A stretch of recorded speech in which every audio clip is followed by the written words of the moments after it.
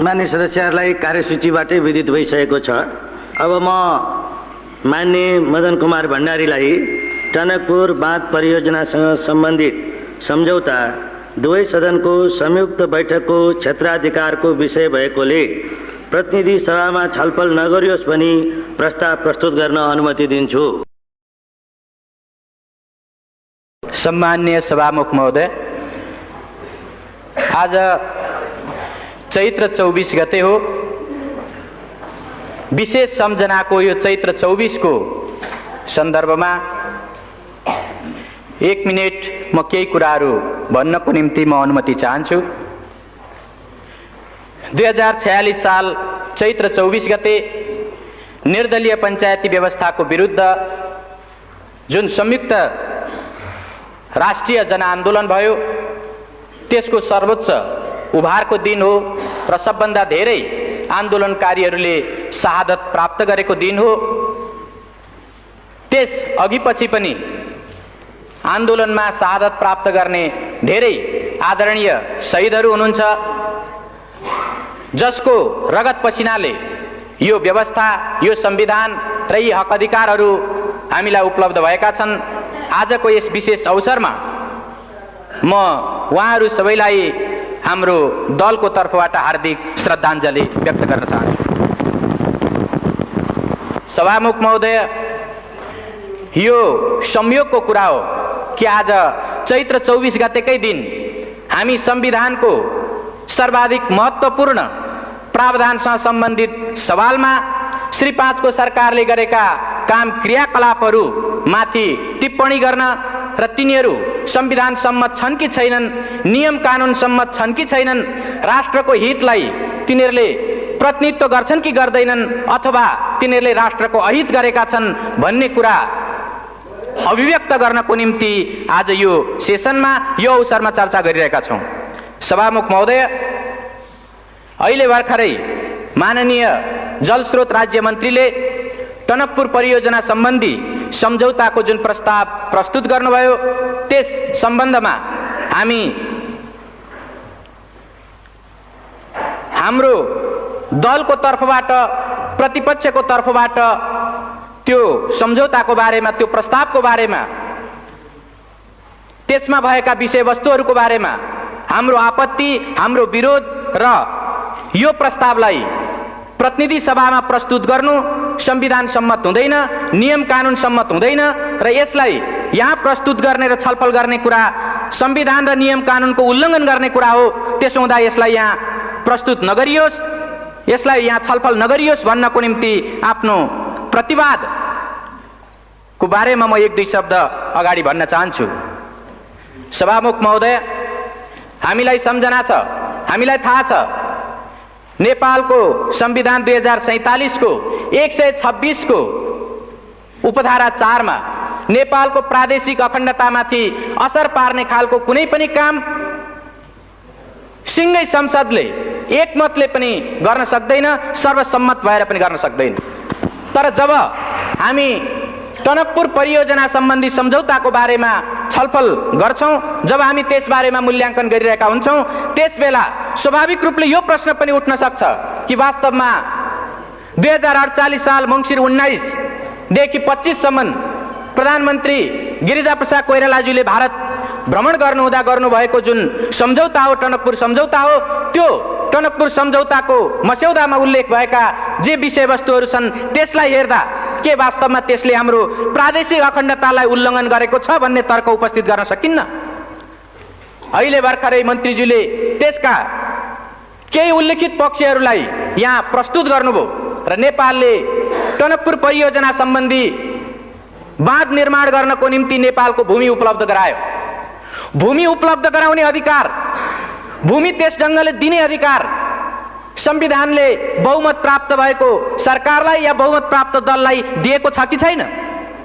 सभामुख महोदय, हामी संविधानको प्रावधानलाई हेरेर, सम्बन्धित ऐन कानुनहरूलाई हेरेर र अरू कुनै नियमावलीहरूलाई हेरेर पनि हामी भन्न सक्छौं मुलुकको कुनै पनि त्यस्तो व्यक्ति वा निकाय छैन जसले यो मुलुकको 2.9 हेक्टर मात्रै होइन 1 इन्ची जमिन मात्रै पनि कुनै अर्को वैदेशिक राष्ट्रलाई दिन पाउँदैन र त्यो ढङ्गले दिने कुनै प्रावधान छैन। सभामुख महोदय, तर टनकपुर परियोजना सम्बन्धी सम्झौतामा त्यो कुरा गरिएको छ। म संविधानको 126 को उपधारा 3 तर्फ म ध्यानाकर्षण गराउन चाहन्छु। त्यो 3 मा उपधारा 3 मा के उल्लेख गरिएको छ भने कुनै पनि 126 को उपधारा 3 मा के उल्लेख गरिएको छ भने कुनै पनि सन्धि सम्झौताहरू यदि संसदले अनुमोदन गर्नुपर्ने सन्धि सम्झौताहरू छन् भने संसदले अनुमोदन नगरुन्जेलसम्म नेपालको हकमा त्यो लागू भएको मानिने छैन। सम्माननीय सभामुख महोदय, टनकपुर परियोजना सम्बन्धी सम्झौतामा हामी देख्छौं कि डिसेम्बर 5 मा 1991 को डिसेम्बर 5 मा जुन सम्झौता भयो त्यो सम्झौता गरिरहेकै बेला त्यो सम्झौताको टनकपुर सम्बन्धी सम्झौताको पहिलो लिखतमै पहिलो प्याराग्राफमै यो सम्झौतालाई डिसेम्बर 15 देखि कार्यान्वयन गरिने गरी यो सम्झौता गरिन्छ भनेर उल्लेख गरिएको छ। सम्माननीय सभामुख महोदय, संविधानको उल्लङ्घन गर्ने अधिकार बहुमत प्राप्त गरेको दललाई छ कि छैन? प्रधानमन्त्रीलाई छ कि छैन? कुनै पनि एउटा त्यस्तो व्यक्ति वा निकायलाई छ कि छैन? सम्माननीय सभामुख महोदय, संविधानको सर्वोच्चता अर्थात् संवैधानिक राजतन्त्र पनि संविधानभन्दा माथि हुन पाउँदैन भन्ने यो संविधान बहाल भइसकेपछि कुनै पनि एउटा व्यक्ति वा निकाय कसैले पनि संविधानभन्दा माथि रहेर वा संविधानका धाराहरूलाई उल्लङ्घन गरेर काम गर्न सक्दैन। तर यो टनकपुर परियोजना सम्बन्धी सम्झौतामा जो स्वाभाविक रूपले संसदले अनुमोदन गर्नु पर्थ्यो त्यो संसदमा प्रस्तुत गर्नु अगावै, संसदलाई जानकारी दिनु अगावै, संसदले अनुमोदन गर्नु अगावै, अझ जुन बेला सन्धि गरिँदै थियो, जुन बेला त्यसको ड्राफ्ट तयार हुँदै थियो, त्यस बेला नै वास्तवमा 10 दिन भित्रैमा या 5 डिसेम्बरमा त्यो सम्झौता गरेर 15 डिसेम्बरदेखि लागू गर्ने भनेर जुन त्यहाँ सम्झौता गरियो यो घोर संविधानको उल्लङ्घन हो र यस्तो संविधानको उल्लङ्घन भएको कुराप्रति यो सदनले, यो मुलुकले गम्भीरतापूर्वक लिने कि नलिने? आदरणीय सभामुख महोदय, हामी यो कुरालाई अत्यन्त गम्भीरताका साथ लिनुपर्छ भन्ने ठान्छौँ। स्वाभाविक रूपले टनकपुर परियोजना सम्बन्धी सन्धि भइसकेपछि यो सदनलाई थाहा छ योभन्दा अगाडि पनि 2टा वा त्योभन्दा बढी सेसनको अवधिभरि राष्ट्रले यसबारेमा चर्चा परिचर्चा गरेको छ। सबै सन्धि सम्झौताहरू संसदमा प्रस्तुत गरिनुपर्छ र टनकपुर सम्बन्धी जुन सम्झौता हो यो सम्झौता सदनमा प्रस्तुत गर्ने र सदनद्वारा अनुमोदन गरिनुपर्ने सम्झौता हो भनेर हामीले प्रतिपक्षको तर्फबाट यही सदनमा र योभन्दा अगाडिका सेसनहरूमा पनि हामीले दृढतापूर्वक उठाएका छौँ।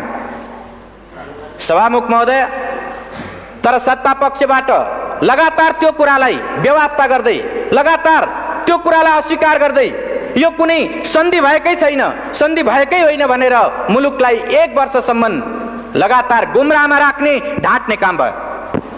आदरणीय सभामुख महोदय, हामीलाई सम्झना छ त्यसबेला सरकारले टनकपुर सम्बन्धी सन्धि सम्झौताको सम्बन्धमा चर्चा गर्दा वास्तवमा टनकपुर परियोजनामा महाकाली नदीको जुन ठाउँमा टनकपुर परियोजना बनेको छ त्यो भारतीय नदी हो र त्यस ठाउँमा नेपालको अधिकार छैन भन्ने जिम्मेदार मन्त्रीहरूले, सत्तापक्षका जिम्मेदार माननीयहरूले त्यो कुरा राख्नु भएको थियो। त्यति मात्रै होइन, स्वाभाविक रूपले त्यसको जुन अभिन्न अङ्गको रूपमा रहेको बायाँ तटबन्ध हो त्यो बायाँ तटबन्धमा प्रयोग भएको नेपाली भूभाग त्यो टनकपुर परियोजनाको अभिन्न अङ्गको रूपमा होइन, त्यो त केवल नेपालतर्फ आउने बाढीलाई रोक्नको निम्ति मात्रै प्रयोग भएको भनेर बनाइएको भनेर श्री 5 को सरकारले उल्लेख गरेको थियो। त्यस ढङ्गले जिम्मेदार मन्त्रीहरूले राख्नु भएको थियो। सम्माननीय सभामुख महोदय, प्राकृतिक स्रोतको उपयोगको बाँडफाँड भएको छैन, त्यसबाट मुलुकको कुनै अहित भएको छैन, बरु भारतले शुभेच्छा स्वरूप पानी र बिजुली नेपाललाई प्रदान गरेको छ भन्ने यस किसिमले सत्तापक्षबाट जुन कुरा उल्लेख गरिएको थियो हामीलाई सम्झना छ। त्यो गलत हो। श्री 5 को सरकारले गरेका ती कुराहरू गलत छन्, जनतालाई गुमराहमा पार्ने खालका छन्, राष्ट्रको हितलाई हानि पुर्याउने खालका छन्, आघात पार्ने खालका छन्, संविधानलाई मिच्ने खालका छन् भनेर मुलुकले 1 वर्षसम्म लगातार सदनभित्र र बाहिर समेत चर्चा परिचर्चा चलायो र त्यसै सन्दर्भमा राष्ट्रको हितलाई, संविधानको मर्यादालाई र ऐन कानुनको मर्यादालाई पालन गर्नुपर्छ भन्ने सन्दर्भमा मुलुकले अभियान चलाउँदा धेरै होनहार नागरिकहरूको, धेरै त्यस्ता देशभक्तहरूको जीवन पनि गएको छ, धेरैले बलिदान पनि दिनु परेको छ। चाहे त्यो 48 साल चैत्र 24 गतेको घटनाको कुरा होस्, चाहे त्यो कावासोतीको भारतीय प्रधानमन्त्री नेपालमा आइरहेको बेला एउटा ज्ञापन पत्र दिनको निम्ति स्वयं टनकपुरको छेउबाट आएको जुन एउटा ज्ञापन पत्र दिने दल थियो, त्यो दलमाथि नवलपरासीको कावासोती भन्ने ठाउँमा जुन गोलीकाण्ड भयो, यस खालका घटनाहरूबाट मुलुकले धेरै आहत हुनु परेको छ। मुलुकमा यो टनकपुर परियोजना सम्बन्धी सवालमा, यसको प्रकृति निर्धारण गर्ने सवालमा सरकारले जनता र राष्ट्रलाई गुमराह गर्न खोजेको कुराको विरुद्ध देशभक्तहरूले आवाज उठाउँदाखेरि धेरै रगत बगाउनु परेको छ। हामी ती कुराहरूलाई बिर्सन सक्दैनौँ। स्वाभाविक रूपले टनकपुर परियोजना सम्बन्धी सम्झौता भएको 11 महिनापछि जब भारतका प्रधानमन्त्री नेपालको भ्रमणमा आउनुभयो, त्यसबेला केही स्पष्टीकरणहरू थपिए। म यहाँ यो सम्झना गर्नु वाञ्छनीय ठान्छु। त्यो के हो भने, जब भारतका प्रधानमन्त्री यहाँ आउनुभयो र नेपालको प्रधानमन्त्रीसँग जब वार्ता भयो, त्यसको विज्ञप्तिमा उल्लेख गरिएको छ कि त्यो टनकपुर बाँध परियोजनामा प्रयोग भएको जुन नेपाली भूमि छ, त्यो नेपाली भूमिको सार्वभौमिकता नेपालकै रहिरहनेछ, अर्थात् नेपालकै त्यो हुनेछ भन्ने कुरा स्पष्टीकरण थपियो। म यसबाट के प्रश्न उठाउन चाहन्छु भने, यदि त्यो 91 को डिसेम्बर 5 को जुन सम्झौताको जुन ड्राफ्ट हो, यदि त्यसबेला नै त्यो कुरा मानिएको भए, त्यो कुरा भएको भए पछि किन स्पष्टीकरण थप्नु पर्थ्यो? अनि जब नेपालको कुनै भूभागको बारेमा अर्को कुनै राष्ट्रको एउटा जिम्मेदार व्यक्तिले आएर यसको सार्वभौमिकता तपाईँकै हातमा छ भनेर नभनिदिउन्जेलसम्म सरकारले बोल्न नसक्ने वा त्यस्तो भन्न नसक्ने, मान्न नसक्ने यो जुन स्थिति देखा पर्यो, के यो एउटा बहुत दुःखदायी, बहुत एउटा हानिकारक खालको कुरा होइन र? मैले यसबाट के प्रश्नतर्फ ध्यानाकर्षण गर्न खोजेको हुँ भने, जसरी माननीय मन्त्रीहरू या सत्तापक्षका माननीयहरू 2.9 हेक्टर जमिन र त्यो जलमग्न हुने क्षेत्रको जुन नेपाली भूभाग थियो, त्यो जमिनको बारेमा हामीले प्रश्न उठाउँदा, प्रतिपक्षको तर्फबाट प्रश्न उठाउँदा त्यसको सार्वभौमिकता नेपालमै रहेको कुराको ग्यारेन्टी सन्धिमा गरिएको छ भनेर उहाँहरूले देखाउन सक्नु भएको थिएन र उहाँले त्यो ढङ्गले हाम्रा सवालहरूको जवाब दिन सक्नु भएको थिएन।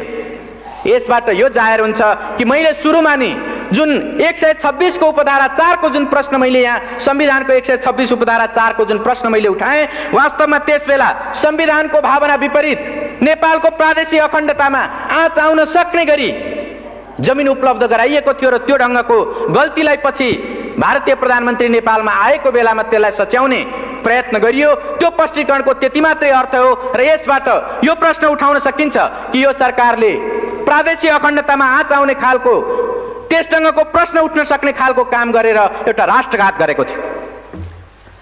सामान्य सभामुख महोदय, हामीलाई सम्झना छ, मङ्सिर 30 गते, विगत मङ्सिर 30 गते सर्वोच्च अदालतले जब फैसला सुनायो, त्यसबेला हामी त्यो फैसलामा देख्न सक्छौँ श्री 5 को सरकारले जतिसुकै पारदर्शी ढङ्गले काम गरिरहेको छु भने पनि, श्री 5 को सरकारले जनताको सुसूचित हुने हकलाई संरक्षण गरेको छु भनेर भनेको भए पनि टनकपुर बाँध सम्बन्धी यो सम्झौताको सन्दर्भमा उनले सांसदहरूलाई संसदभित्र र बाहिर जनतालाई जानकारीमा दिएका कुराहरू शिर न पुच्छरका कुराहरू थिए, शिर पुच्छर बिनाका कुराहरू थिए भनेर उनले फैसलामा उल्लेख गरेको छ। मैले यो यस कारणले उल्लेख गरिरहेको छु कि वास्तवमा सर्वोच्च अदालतले स्वयं प्रधानमन्त्रीज्यूलाई, जलस्रोत राज्य मन्त्रीज्यूलाई र अरू सरकारवाला व्यक्तित्वहरूलाई जब उसले बुझ्न चाह्यो, उहाँहरूले लिखित रूपमा जाहेर गर्नुभएका, अदालतलाई लिखित रूपमा उहाँहरूले दिनुभएका बयानबाट यो जाहेर हुन्छ कि उहाँहरूले त्यसबेला पनि प्राकृतिक स्रोतको उपयोगको बाँडफाँड भएको छैन, जनताको सुसूचित हुने अधिकारको हनन गरिएको छैन। यो बायाँ तटबन्ध भनेको त्यो टनकपुर परियोजनाको अभिन्न अङ्ग होइन र महाकाली नदीको जुन ठाउँमा टनकपुर बाँध परियोजना बनेको छ त्यो परियोजना भित्र नेपालको नदी अधिकार अर्थात् नेपालको त्यहाँ पानी सम्बन्धी अधिकार त्यस्तो छैन भनेर जुन उहाँहरूले उल्लेख गर्नुभएको थियो त्यो कुराको खिलाफमा सर्वोच्च अदालतले श्री 5 को सरकारले सुसूचित नगरेको शिर र पुच्छरको कुरा जानकारी दिएर तर उसले वास्तविक जानकारी नदिएको र प्राकृतिक स्रोतको उपयोगको बाँडफाँड भएकै हो भन्ने कुरा र देब्रे तटबन्ध टनकपुर परियोजनाको देब्रे तटबन्धमा प्रयोग भएको नेपाली जुन भूभाग छ र त्यो भूभागमा बनेको जुन बाँध छ त्यो बाँध टनकपुर परियोजनाको अभिन्न अङ्ग हो भन्ने कुरा उसले फैसला गरेको छ। र यसबाट के प्रश्न उपस्थित हुन्छ भने श्री 5 को सरकार आफूले गरेका कामहरू जबसम्म अर्को कुनै निर्णायक महत्त्वपूर्ण सर्वोच्च निकायले जबसम्म फैसला गर्दैन तबसम्म ऊ आफ्ना गल्तीहरूलाई कुनै पनि हालतमा आत्मसमीक्षा गरेर वा अर्को कुनै प्रतिपक्ष वा देशका बुद्धिजीवीहरू वा आम जनताले उल्लेख गरे पनि ऊ कुनै सुन्ने टेर्ने र त्यसलाई समीक्षा गर्नेवाला छैन। तर जब सर्वोच्च अदालतले यो फैसला गर्यो त्यो फैसला गरे पछाडि पनि हामी यो सम्झना गर्न सक्छौँ कि धेरै केही माननीय मन्त्रीज्यूहरूले त्यसपछि पनि उल्लेख गर्दा वास्तवमा त्यो त समझदारी नै भएको भनेर सन्धि भएको होइन भन्ने किसिमले फेरि पनि उहाँहरूले उल्लेख गर्नुभयो। फेरि पनि केही सत्तापक्षका माननीय सदस्यहरूले त्यस ढङ्गले उल्लेख गर्नुभयो। साँच्चै भन्ने हो भने यसो भन्न सकिन्छ सर्वोच्च अदालतको फैसलालाई पनि अपमान गर्ने खालका कुराहरू उहाँहरूले धेरै ठाउँमा उल्लेख गर्नुभएको छ। सम्माननीय सभामुख महोदय, अहिले श्री 5 को सरकारको तर्फबाट जलस्रोत राज्य मन्त्रीले प्रतिनिधि सभामा जुन सम्झौता प्रस्ताव प्रस्तुत गर्नुभएको छ र जुन मूल्याङ्कनको हवाला दिँदै उहाँले यो प्रस्ताव राख्नु भएको छ म के उल्लेख गर्न म के भन्न चाहन्छु भने श्री 5 को सरकार संविधान ऐन कानुन राष्ट्र र जनताको हितमा व्यवस्थाको हितमा नहुने खालका आफ्ना क्रियाकलापहरूलाई सकेसम्म ढाकछोप गर्न चाहन्छ र हामीलाई यो सम्झना छ कि बितेको 1 वर्षसम्म यो सन्धि नै होइन भनेर उत्तिकै दृढताका साथ प्रधानमन्त्री लगायत सबै माननीय मन्त्रीहरू र सत्तापक्षका सांसदहरू यो उल्लेख गरिरहनु भएको थियो। अहिले सर्वोच्च अदालतले फैसला सुनाइसकेपछि यो सन्धि हो र यसलाई संसदमा लगेर अनुमोदन गराउने सर्वोच्च अदालतको आदेश छ। हामी संसदको सर्वोपरिताको संसदको सम्मानको हामी आदर कदर गर्छौँ र सर्वोच्च अदालतको फैसलालाई हामी सम्मान गर्छौँ भनेर उहाँहरू धेरै व्याख्या विश्लेषण गरिरहनु भएको छ। तर के सम्झना गर्न सकिन्छ भने जुन बेला प्रतिपक्षको तर्फबाट यस्ता सन्धि सम्झौताहरूलाई सदनमा प्रस्तुत गर्नुपर्छ भनेर माग राखिएको थियो त्यस बेला उहाँहरूले त्यसलाई ठाडै अस्वीकार गर्दै आउनुभयो र अहिले पनि जबकि यो टनकपुर परियोजना सम्बन्धी सम्झौता दीर्घकालीन प्रकृतिको छ, त्यो व्यापक प्रकृतिको छ, त्यो महत्त्वपूर्ण छ र त्यसले स्वाभाविक रूपले दीर्घकालीन व्यापक वा महत्त्वपूर्ण त्यसले प्रभाव पार्छ, त्यस्तो असर पार्छ।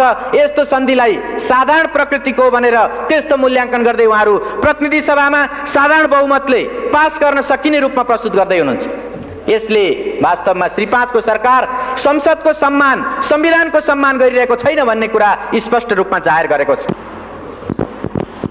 आदरणीय सभामुख महोदय, यो सर्वोच्च अदालतको फैसलालाई उल्लेख गर्दै जसरी श्री 5 को सरकारले यहाँ प्रस्ताव प्रस्तुत गरेको छ म के तर्फ ध्यानआकर्षण गर्न चाहन्छु भने सर्वोच्च अदालतको फैसला पनि कानुन सम्मत ढङ्गले नै कार्यान्वित गरिनुपर्छ। अर्थात् कुनै पनि अदालतको आदेश कानुन विहीन ढङ्गले कानुन विपरीत ढङ्गले कार्यान्वयन हुन सक्दैन। जब सन्धिको कुरा आउँछ सन्धिलाई संविधानको 126 को उपधारा 1 ले कानुन सम्मत ढङ्गले त्यसलाई अनुमोदन सम्मेलन स्वीकृति गर्ने कुराको व्यवस्था गरेको छ। सन्धिको अनुमोदन गर्ने कानुन कुन हो? हामीलाई सम्झना छ नेपाल सन्धि ऐन 2047। नेपाल सन्धि ऐन 2047 नै यस्तो कानुन हो जुन कानुनले सन्धि सम्झौताहरूलाई अनुमोदन गर्नको निम्ति अधिकार सृष्टि गर्छ, त्यसको एउटा निश्चित अधिकार क्षेत्रलाई त्यसले निर्धारण गर्छ।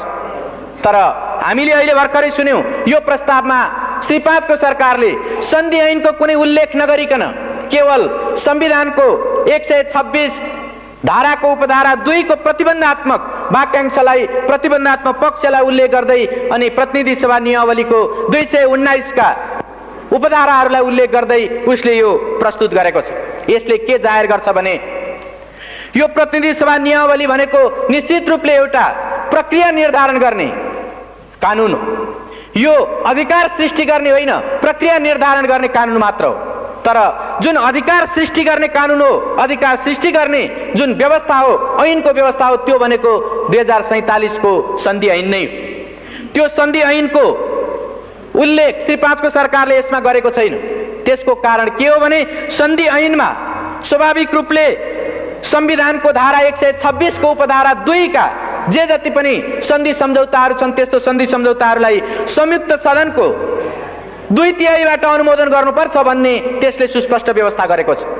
तर संविधानको यो भावना र ऐन कानुनको यो पक्षलाई सर्वथा विस्मृतिमा राखेर, त्यसलाई बिर्सेर या त्यसलाई उल्लङ्घन गरेर त्यसलाई आदर गर्न नचाहेर श्री 5 को सरकारले केवल सर्वोच्च अदालतको फैसलामा रहेको यो पक्षलाई कि श्री 5 को सरकारले मूल्याङ्कन गरेर प्रतिनिधि सभा वा संयुक्त सभामा लैजाओस् भन्ने त्यो पक्षलाई मात्रै उल्लेख गरेर उसले प्रतिनिधि सभा नियमावलीका केही धाराहरूलाई टेक्दै यस सभामा यो सदन समक्ष प्रस्तुत गरेको छ।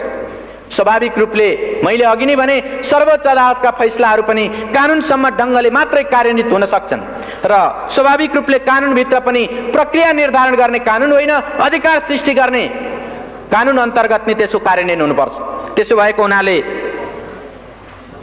सरकारको यो सन्धि प्रस्तावमा जुन कानुनलाई टेकेर, जुन धारा उपधाराहरूलाई टेकेर यो प्रस्तुत गरिएको छ त्यो स्वाभाविक रूपमा कानुन विपरीत छ। सरोकारवाला विषयमा त्यो कानुन सम्मत छैन। सम्मान्य सभामुख महोदय, त यो परिस्थितिमा हामी के भन्न सक्छौं भने श्री 5 को सरकारले एक खालको पूर्वधारणा बनाएर त्यस अनुरूप मूल्याङ्कन गर्ने कुरा या त्यस अनुरूप आफ्ना धारणाहरू निश्चित गर्ने र त्यस ढङ्गले कार्यान्वयन गर्ने कुरा उल्लेख गर्दै आएको छ। चाहे त्यो अघिल्लो बेलाको यो केवल समझदारी मात्र हो भन्ने विषय होस् या यो पछिल्लो बेलामा अहिले त्यो साधारण प्रकृतिको सन्धि हो भन्ने विषय किन नहोस्, दुवै बेलामा उसले एउटा पूर्वधारणा बनाएर आफूलाई जसो गर्दा सजिलो हुन्छ त्यो ढङ्गले मात्रै जाने, तर संविधान र ऐन कानुनको अक्षर र भावनालाई पालन गर्ने कुरा हो भने अस्वीकार गर्ने वा त्यसबाट बचेर जाने वा त्यसलाई संविधान र ऐन कानुनका सरोकारवाला पक्षलाई कुनामा पारेर जाने, कर्नरमा पारेर जाने खालको कुरा उल्लेख गरेको छ। त्यसो भएको हुनाले जसरी अहिले श्री 5 को सरकारको यो मूल्याङ्कनभित्र साधारण प्रकृतिको भनेर यसमा प्रस्तावमा उल्लेख गरिएको छ र यो सदनमा प्रस्तुत गरिएको छ, हामीलाई यो सम्झना छ या हामी यो बारेमा वाकिफ छौं, जानकार हुन सक्छौं कि संविधानको 126 को उपधारा 2 भनेको स्वाभाविक रूपले जुन निश्चित सन्धि सम्झौताहरूलाई संयुक्त सदनको 2/3ले समर्थन गर्नुपर्छ, 2/3ले अनुमोदन गर्नुपर्छ भनेर उल्लेख गरेको छ। संविधानको मूल भावना त्यही हो। त्यसो भएको हुनाले त्यसभित्र जुन प्रतिबन्धात्मक पक्ष छ, प्रतिबन्धात्मक अंश छ, त्यसको निम्ति यो साधारण प्रकृतिको, यो अल्पकालीन हो, यो दूरगामी प्रभाव पार्ने होइन, यो त्यस्तो महत्त्वपूर्ण होइन भन्ने त्यसको विशेष स्थिति सरकारले पुष्टि गर्न सक्नुपर्छ। सरकारले त्यस्ता प्रमाणहरू प्रस्तुत गर्न सक्नुपर्छ। तर हामी सिङ्गो त्यो मूल्याङ्कन प्रस्तावलाई अध्ययन गर्दा सरकारले त्यो खालका कुनै तथ्यहरू प्रस्तुत गरेको हामी पाउँदैनौँ, उसले प्रस्तुत गर्न सकेको छैन। प्रश्न उठ्न सक्छ, यो टनकपुर सन्धि, टनकपुर जलविद्युत परियोजना सम्बन्धी जुन सन्धि सम्झौता हो यो अल्पकालीन हो कि दीर्घकालीन हो?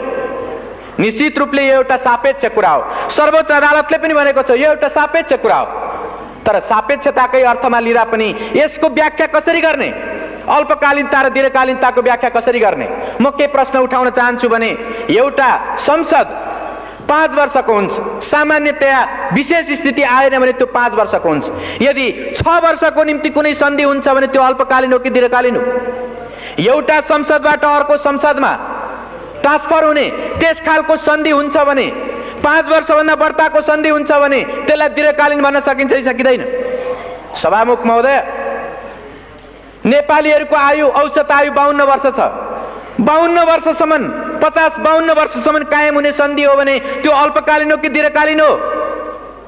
सभामुख महोदय, त्यति मात्रै होइन, टनकपुर परियोजना सम्बन्धी जब त्यो सन्धिको मजमुनलाई हामी हेर्छौँ कि त्यो ठाउँमा नेपालले जुन भूमि उपलब्ध गराएको छ या अन्य विभिन्न कुराहरूको जुन कन्ट्रिब्युसन गरेको छ, त्यो कन्ट्रिब्युसनको कुरालाई लिएर हेर्ने हो भनेदेखि त्यसमा यो सन्धिको कुनै अवधि, कुनै त्यस्तो भोगाधिकारको कुराहरू, जमिनको उपभोग गर्ने अवधिको कुराहरू कुनै उल्लेख गरिएको छैन। जब यो उल्लेख गरिएको छैन भने स्वाभाविक रूपले अनुमान गर्न सकिन्छ जबसम्म त्यो टनकपुर बाँध रहन्छ, जबसम्म त्यो परियोजनाका प्राविधिक पक्षहरू निकम्मा हुँदैनन्, तबसम्म त्यो सन्धि कायम रहनेछ। यदि त्यस्तो हो भने हामी अरू धेरै, चाहे त्यो कोशी होस् वा गण्डकीको होस् या महाकालीमा भएको शारदा नदीको कुरा होस्, शारदा ब्यारेजको कुरा होस्, त्यो ठाउँमा ती कुरालाई, त्यो प्रविधिको कुरालाई हेर्दै यो आधुनिक प्रविधिद्वारा निर्मित भएको टनकपुर बाँध परियोजना 100 वर्षभन्दा माथि टिक्न सक्छ भनेर भन्न सक्छौँ। 100 वर्षभन्दा माथि टिक्छ भने सभामुख महोदय, यसलाई दीर्घकालीन भन्ने कि अल्पकालीन भन्ने? अर्कोतिर स्वाभाविक रूपले यो व्यापक होइन भन्ने त्यस ढङ्गको निष्कर्ष मूल्याङ्कन प्रस्तावमा प्रस्तुत गरिएको छ। तर त्यो मूल्याङ्कन प्रस्तावकै एउटा हिस्सामा के उल्लेख गरिएको छ भने यसको मूल्याङ्कन गर्दा भारत भ्रमणमा प्रधानमन्त्रीले गएर गर्नुभएका अरू तमाम सन्धि सम्झौता र परियोजनाहरूको बारेमा पनि ख्याल गर्नुपर्छ भनेर उल्लेख गरिएको छ। जब एउटा सन्धिको एउटा विषयको बारेमा मूल्याङ्कन गरिरहेको बेला तमाम सन्धि सम्झौता, त्यस बेला गरिएका तमाम सन्धि सम्झौताहरूको परिप्रेक्ष्यलाई ख्याल गर्नुपर्छ भनेर भनिन्छ भने के यो दुई देश बीचको सम्बन्धलाई ख्याल गरिनुपर्छ भन्ने होइन र? व्यापारको कुरा या व्यापार वाणिज्यको कुरा अरू तमाम क्षेत्रको, चाहे निर्माणको होस् या व्यापारको होस् या अन्य सम्बन्धको कुरा होस्, त्यो तमाम सवालमा ख्याल गर्नुपर्छ भनेर स्वयं यो मूल्याङ्कन प्रस्तावले उल्लेख गर्छ भने के यो व्यापक प्रकृतिको भएन र? सभामुख महोदय, स्वाभाविक रूपले यसलाई जसरी श्री 5 को सरकारले व्यापक होइन भन्दै, दीर्घकालीन होइन भन्दै, दूरगामी प्रभाव पार्ने छैन भन्दै जसरी प्रस्तुत गरेको छ, त्यो एउटा पूर्वाग्रह र एउटा पूर्वधारणामा, एउटा पूर्वाग्रहमा त्यो आधारित छ र स्वाभाविक रूपले त्यो गलत छ। संविधान र ऐन कानुनको भावना विपरीत छ र त्यसै भएको हुनाले हामी यसलाई प्रतिनिधि सभामा छलफल गर्ने विषय होइन, प्रतिनिधि सभामा प्रस्तुत गर्नु मात्रै पनि वास्तवमा संविधानको भावनालाई उल्लङ्घन गर्नु हो भन्ने हामी ठान्छौँ। सभामुख महोदय, यसको अर्को पक्ष पनि छ। अर्को पक्ष के छ भने नेपालमा सामान्यतया भन्दै आइएको छ, हर कसैले भनिरहेको छ कि नेपालको सम्पत्ति भनेको जलस्रोत हो र यो जलविद्युत सम्बन्धी नेपालको जुन स्रोत हो वा जुन शक्ति हो त्यो 83,000 मेगावाट विद्युत क्षमताको छ। यो 83,000 मेगावाट विद्युत क्षमता भएको जलस्रोतको परिचालन गर्नको निम्ति कस्तो मेकानिजम, कस्तो खालको मेथड, कस्तो खालको तौर तरिका र कस्तो नीति अवलम्बन गर्ने हो भन्ने कुरा पनि यसबाट स्वाभाविक रूपले उपस्थित हुन्छ र यो टनकपुर सम्बन्धी जुन सन्धि भएको छ, यो सन्धिले स्वाभाविक रूपले भविष्यको निम्ति एउटा प्रेसिडेन्स, भविष्यको निम्ति एउटा नजिर पनि स्थापित गर्छ। जब यसको समयावधिको कुरा, यसले नेपाल र भारतको बीचमा भइरहेका तमाम सन्धि सम्झौताहरू र दुई मुलुकको बीचको सम्बन्धको कुरा र यसले नेपालकै अरू प्राकृतिक स्रोत सम्पदाहरूलाई भविष्यसम्म उपयोग गर्ने कुराको, भविष्यसम्म प्रयोग गर्ने कुराको नजिर स्थापित गर्छ भने यसलाई कसरी अल्पकालीन, कम महत्त्वपूर्ण र त्यसलाई साधारण खालको भनेर कसरी भन्न सकिन्छ? त्यसो भएको हुनाले श्री 5 को सरकारले प्रस्तुत गरेको यो मूल्याङ्कन निश्चित रूपमा त्यो संविधान र ऐन कानुन विपरीत छ, राष्ट्रको हितलाई हानि पुर्याउने खालको छ र संविधानलाई उल्लङ्घन गर्ने खालको छ। त्यसो भएको हुनाले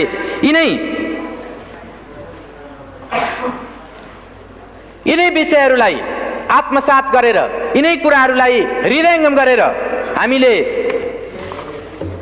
टनकपुर सम्बन्धी यो सन्धि प्रस्तावलाई प्रतिनिधि सभामा प्रस्तुत गर्नु र प्रतिनिधि सभामा छलफल गर्नु यो संविधान विपरीत हो भन्ने त्यो मान्यता राखेर हामीले एउटा प्रस्ताव हाम्रो विभिन्न प्रतिपक्षी सांसदहरूले सही गरेर माननीय सभामुख समक्ष हामीले प्रस्तुत गरेका छौँ र त्यो प्रस्तावलाई म यहाँ पढेर सुनाउन चाहन्छु। माननीय सभामुख महोदय, टनकपुर बाँध परियोजनासँग सम्बन्धित सन्धि दुवै सदनको संयुक्त बैठकको क्षेत्राधिकारको विषय भएकोले प्रतिनिधि सभामा छलफल नगरियोस्।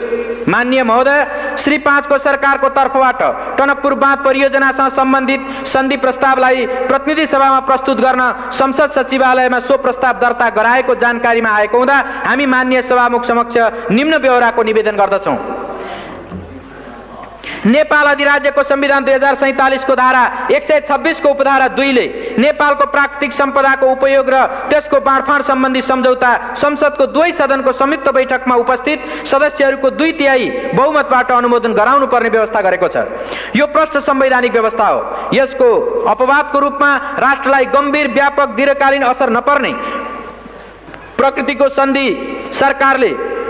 सन्धि प्रतिनिधि सभाको साधारण बहुमतबाट अनुमोदन गराउने प्रावधान छ। श्री 5 को सरकारले भारत सरकारसँग गरेको टनकपुर परियोजना सम्बन्धी सन्धिबाट दीर्घकालीन गम्भीर व्यापक असर पर्ने कुरा स्वतः स्पष्ट छ। यसर्थ टनकपुर परियोजना सम्बन्धी सन्धि दुवै सदनको संयुक्त बैठकमा उपस्थित सदस्यहरूको 2/3बाट अनुमोदित भएपछि मात्र नेपाल अधिराज्यको हकमा लागू मानिन्छ। यसको लागि टनकपुर बाँध परियोजनासँग सम्बन्धित सन्धि प्रतिनिधि सभामा पेश हुने होइन, दुवै सदनको संयुक्त बैठकमा पेश गरिनु पर्दछ। हाम्रो संवैधानिक व्यवस्था यही हो। हाल बहालमा रहेको नेपाल सन्धि ऐन 2047 को दफा 4 ले संविधानको धारा 126 को उपधारा 2 बाहेकका सन्धि मात्र प्रतिनिधि सभामा पेश गर्न सकिने व्यवस्था गरेको छ र श्री सर्वोच्च अदालतबाट 2049 मङ्सिर 30 गतेको फैसलामा टनकपुर बाँध परियोजनासँग सम्बन्धित सन्धि प्रष्ट उल्लेख भएको छ। यसबाट पनि टनकपुर बाँध परियोजनासँग सम्बन्धित सन्धि प्रतिनिधि सभामा पेश हुने होइन, दुवै सदनको संयुक्त बैठकमा पेश हुने सन्धि हो भन्ने प्रष्ट हुन्छ। प्रतिनिधि सभा नियमावली 2048 को दफा 72 ले संवैधानिक व्यवस्था विपरीत कुनै पनि प्रस्ताव प्रतिनिधि सभामा छलफलको लागि ग्राह्य नहुने व्यवस्था गरेको छ। टनकपुर परियोजना सम्बन्धी सन्धि प्रस्ताव प्रतिनिधि सभामा छलफलको लागि प्रस्तुत हुन संविधानको धारा 126(2) र सन्धि ऐनको दफा 4 र 5 को विपरीत हुने हुँदा प्रतिनिधि सभा नियमावलीको दफा 72 बमोजिम यस्तो प्रस्तावलाई प्रतिनिधि सभाको कार्यसूचीमा राखी छलफल गर्न मिल्दैन। टनकपुर परियोजना सम्बन्धी सन्धि प्रस्ताव प्रतिनिधि सभाको कार्यसूचीमा राखी छलफल गरियोस् भनी श्री 5 को सरकारले संसद सचिवालयमा दर्ता गराएको प्रस्तावमाथि उल्लेखित प्रकारले संविधान र कानून संगत नभएको हुँदा यो प्रस्ताव खारेज गरियोस् भनी माननीय सभामुख समक्ष सादर अनुरोध गर्दछौं। साथै टनकपुर परियोजना सम्बन्धी सन्धि प्रस्तावमाथि छलफल गर्न र निर्णय गर्न संविधानको धारा 126(2) र सन्धि ऐन 2047 को दफा 5 बमोजिम दुवै सदनहरूको संयुक्त बैठक बोलाउन माननीय सभामुख महोदयसँग अनुरोध गर्दछौं। सदनको संयुक्त बैठक र संयुक्त समितिको नियमावली 2048 को दफा 18 ले श्री 5 को सरकारले सन्धि सम्झौताहरू संयुक्त बैठकमा प्रस्तुत गर्न चाहेमा सोको व्यवस्था गरेको छ। तर श्री 5 को सरकारले नचाहँदा संसदको आफ्नै पहलमा दुवै सदनको संयुक्त बैठक बोलाउने बारे कुनै दफामा प्रष्ट उल्लेख भएको पाइँदैन। संविधानको धारा 126(2) ले दुवै सदनको संयुक्त बैठकको व्यवस्था गरेको छ। श्री सर्वोच्च अदालतको फैसलाबाट टनकपुर परियोजना सम्बन्धी सन्धि संविधानको धारा 126(2) अन्तर्गतको हो भनी ठहर भएको छ। संसदको संयुक्त बैठक र संयुक्त समिति कार्य सञ्चालन नियमावली 2048 को दफा 35 ले माननीय सभामुखलाई बाधा अड्काउ फुकाउने अधिकार प्रदान गरेको छ। संवैधानिक व्यवस्था लागू गराउन र टनकपुर परियोजना सम्बन्धी सन्धि प्रस्तावमाथि छलफल गर्न संसदको संयुक्त बैठक र संयुक्त समिति कार्य सञ्चालन नियमावली 2048 को दफा 35 प्रयोग गरी दुवै सदनको संयुक्त बैठक अविलम्ब बोलाइयोस् र श्री 5 को सरकारद्वारा प्रस्तुत गरिएको सन्धि सम्बन्धी यस प्रस्तावलाई प्रतिनिधि सभामा छलफल नगराइयोस् भनी हार्दिक अनुरोध गर्दछौं। धन्यवाद।